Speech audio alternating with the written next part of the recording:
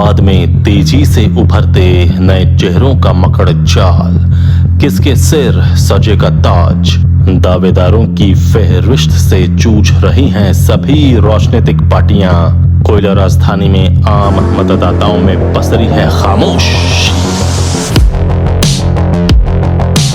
नमस्कार, आजाद सिपाही विशेष में आपका स्वागत है। मैं हूं राकेश सिंह।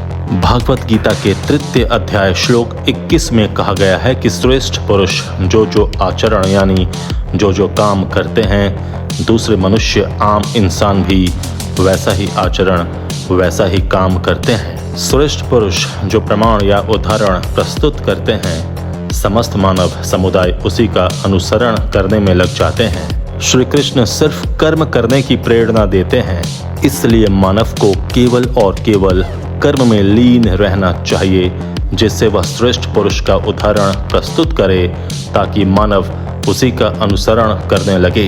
झारखंड विधानसभा चुनाव का बिगुल कभी भी बच सकता है। झारखंड में सभी 81 सीटों पर राजनीतिक समीकरण बिठाने की जुगत जहां धीरे धीरे आकार लेता जा रहा है, वहीं सभी 81 विधानसभा सीटों से अगला विधायक कौन पर चर्चा और जातीय समीकरण की गोटी भी उछाल पर है।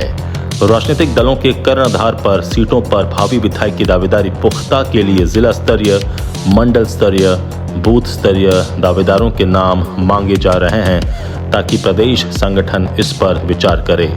वहीं धन बल और प्रभावशाली व्यक्तित्व भी व्यक्तिगत स्तर पर राजनीतिक प्रवेश चाहते हुए विधानसभा चुनाव लड़ने की स्पर्धा में जोर शोर से शिरकत कर रहे हैं। पेड सोशल मीडिया के जरिए अपने व्यक्तित्व का बखान इस कदर कर रहे हैं जैसे वह कोई ठोस राजनीतिज्ञ, प्रभावशाली समाज सेवी या फिर बहुत बड़ा रॉबिनहुड या स्कॉलर हो।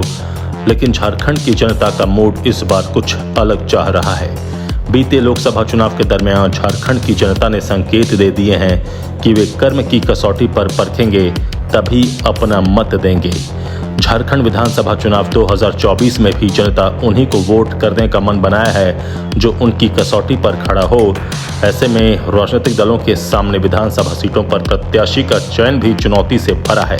झारखंड के धनबाद जिला के 6 विधानसभा, जिनमें गिरिडीह लोकसभा के 2, बाघमारा और टुंडी विधानसभा सीट तथा धनबाद लोकसभा के 4 विधानसभा, सिंदरी, निरसा, झरिया और धनबाद विधानसभा सीट से अगला विधायक कौन की कड़ी में आज श्री कृष्ण जन्माष्टमी पर झारखंड में भाजपा की अभेद किला धनबाद विधानसभा सीट पर क्या है राजनीतिक समीकरण, बता रहे हैं आजाद सिपाही के विशेष संवाददाता मनोज मिश्रा। झारखंड की सियासत में धनबाद जिला का योगदान और यहाँ का तूफान दोनों की पहचान लोकप्रिय और चर्चित होने के साथ प्रासंगिक भी है। धनबाद जिला के सभी विधानसभा पर कभी कांग्रेस का कब्जा था, लेकिन समय रहते संगठन ने युवाओं को मौका नहीं दिया और परिणाम यह हुआ कि कांग्रेस की विरासत धनबाद लाल झंडे तले आ गया और वामपंथी का गढ़ बन गया। समय बदला और समय की मांग ने लाल झंडा को उखाड़ फेंका और धनबाद जिला केसरिया रंग में रंग गया। केसरिया रंग में रंगा धनबाद को भाजपा का गढ़ माना जाता है। हालांकि समय समय पर धनबाद जिला चेताया है कि समय की मांग ही हमें मंजूर है। सत्तारूढ़ जेएमएम पार्टी का गठन भी धनबाद में ही हुआ, लेकिन अब तक जेएमएम टुंडी विधानसभा से ही जीत दर्ज कर पाया है। वर्तमान में धनबाद जिला के 6 विधानसभा में 4 सिंदरी, निरसा, बाघमारा और धनबाद विधानसभा सीट से भाजपा के विधायक हैं। वहीं झरिया सीट से कांग्रेस के विधायक और टुंडी से जेएमएम के विधायक हैं। विधानसभा चुनाव में अभी देरी है, लेकिन धनबाद जिला की सभी 6 सीटों के लिए दावेदारी शुरू है। दावेदारों की लिस्ट लंबी होती जा रही है। विधानसभा चुनाव के लिए भाजपा, कांग्रेस, राजद, जदयू, जेएमएम पार्टी के दावेदार विधानसभा सीटों पर अपनी दावेदारी पुख्ता कर रहे हैं। विधानसभा चुनाव के लिए कांग्रेस ने उम्मीदवारों से बायोडाटा मांगा है, वहीं भाजपा में दावेदार घमासान मचाए हुए हैं। भीतरी लड़ाई सतह पर आने लगी है। वहीं पार्टी छोड़ने और शामिल होने का सिलसिला भी शुरू हो गया है। बाघमारा विधानसभा सीट से चुनाव लड़ने की मंशा रखने वाले रोहित यादव ने अपने समर्थकों के साथ राजद छोड़कर कांग्रेस का दामन थाम लिया है। इधर स्वच्छ अपनी छवि बनाने की भी होड़ लगी है। बैनर, पोस्टर, सोशल मीडिया पर पेड न्यूज तथा पेड यूट्यूबर के जरिए चेहरा चमकाने पर लाखों खर्च अभी से शुरू हो गया है। इन सब के बीच सबसे अधिक चर्चा धनबाद विधानसभा सीट को लेकर है। धनबाद विधानसभा सीट बीजेपी नेताओं के लिए हॉट सीट बन गई है। टिकट के लिए भाजपा नेता आपस में विरोधी दलों की तरह एक दूसरे पर हमला कर रहे हैं। कोई विधायक के पूरे कार्यकाल पर सवाल उठा रहा है तो कोई उस पर पलटवार कर रहा है। वहीं कांग्रेस पार्टी के दावेदारों की लिस्ट भी धनबाद विधानसभा सीट पर लंबी होती जा रही है। विधानसभा चुनाव के लिए कांग्रेस ने उम्मीदवारों से बायोडाटा मांगा है, जिसमें अब तक 6 कांग्रेसियों ने धनबाद सीट के लिए दावेदारी पेश की है। दावेदारी जमा करने की अंतिम तिथि 28 अगस्त है। इधर धनबाद विधानसभा के विभिन्न इलाकों में समाज सेवी सह प्रख्यात उद्योगपति LB सिंह दौरा शुरू कर चुके हैं। इनकी मंशा धनबाद विधानसभा सीट से भाजपा की टिकट पर चुनाव लड़ने की है।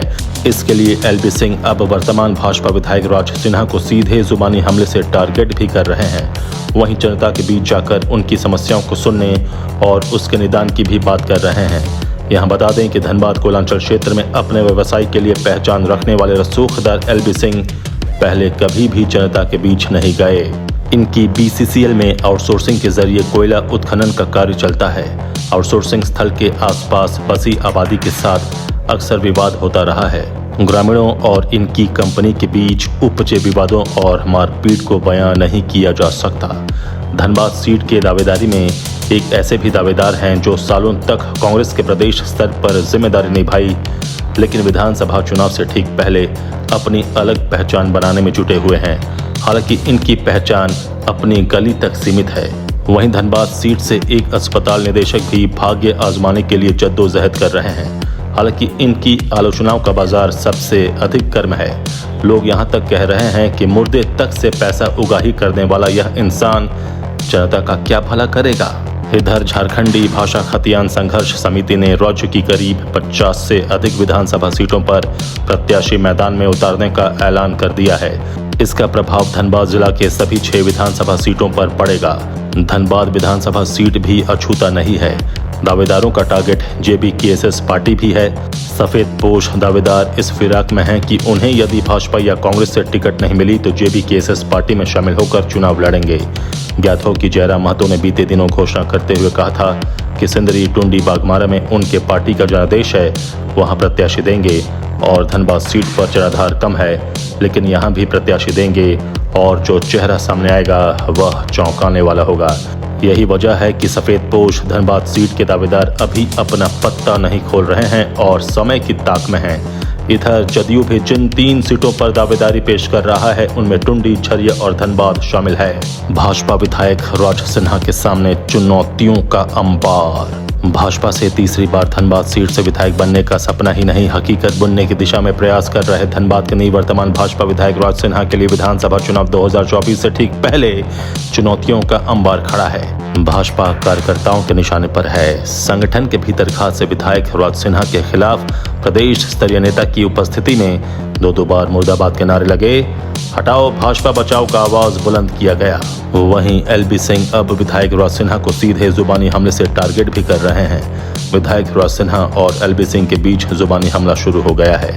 बीते 20 अगस्त को सड़क पर जल जमाव को लेकर धया में विधायक राज सिन्हा ने कई लोगों के साथ जल सत्याग्रह किया तो समाजसेवी सह कोयला उद्यमी LB सिंह ने आरोपों की बौछार कर दी।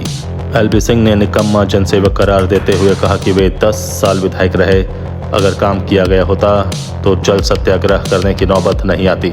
हालांकि दूसरी ओर धनबाद विधानसभा क्षेत्र के वर्तमान विधायक राज सिन्हा आश्वस्त हैं कि भाजपा उन्हें तीसरी बार मौका देगी। उन्होंने धनबाद सीट से दावेदारों और टिकट के सवाल पर मीडिया से कहा कि पार्टी निर्णय लेगी किसको टिकट देना है और किसको नहीं। जनता जिस पर मुहर लगाएगी वही चुनाव जीतेगा। चुनाव जीतने के लिए अलग से तैयारी नहीं करना है। हम जब से विधायक बने हैं गली नाली और मोहल्ले में ही घूमते रहे हैं और जनता के बीच ही रहे हैं। जनता फिर जिताएगी तो जीतेंगे। उन्होंने LB सिंह के बयान पर पलटवार करते हुए कहा कि पार्टी का नया चेहरा है, ऐसा आसमान में बहुत उड़ता रहता है। धनबाद विधानसभा सीट पर चुनावी मुख्य मुकाबला भाजपा और कांग्रेस के बीच रही है। आगामी विधानसभा चुनाव 2024 के मद्देनजर धनबाद सीट से कांग्रेस खेमे में दावेदारों की लंबी लिस्ट तो है, पर इसमें से एक की भी राजनीतिक रसूख नहीं कहा जा सकता। अभी तक धनबाद सीट से कांग्रेस के दावेदारों में पंकज कुमार, रवि चौधरी, वैभव सिन्हा, रवि रंजन सिंह, गौरीशंकर प्रसाद, महेश शर्मा सहित 6 लोगों ने कांग्रेस से टिकट की दावेदारी के लिए पर्चा भरा है। 2 दिनों के भीतर कुछ और नाम शामिल होंगे, लेकिन अब तक जो नाम सामने आए हैं उनमें से वैभव सिन्हा राजनीतिक विरासत रखते हैं और कोयलांचल के पहले माफिया डॉन कहे जाने वाले कांग्रेस नेता बीपी सिन्हा के पोते हैं। वहीं रवि चौधरी एक सफल बिजनेसमैन और शिक्षा जगत में अपने technical college, B Ed college, medical college समेत विभिन्न शिक्षा व्यवसाय के लिए झारखंड और बिहार में पहचान रखते हैं। रवि चौधरी और वैभव सिन्हा दोनों ही भूमिहार जाति से ताल्लुक रखते हैं। दमदार चेहरा की बात करें तो भाजपा के मुकाबले कांग्रेस में दमदार चेहरे की कमी है। संगठन में गुटबाजी के कारण दमदार चेहरे नहीं बने, जो उभरे उन्हें खींच तान कर नीचे ढकेल दिया गया। भविष्य तलाश रहे चुनिंदा चेहरे। धनबाद विधानसभा सीट से विधानसभा चुनाव की मंशा पाले और विधायक बनने का सपना लिए कुछ चेहरे अपना वजूद तलाश रहे हैं। इन चेहरों में एक हैं असरफी हॉस्पिटल के मालिक हरेंद्र सिंह। हरेंद्र सिंह इन दिनों समाज सेवा का आवरण ओढ़कर चुनावी दंगल लड़ने का मंसूबा बनाए हुए हैं। राजपूत जाति से आते हैं, लेकिन समाज में पकड़ ठाक के 3 पात के बराबर है।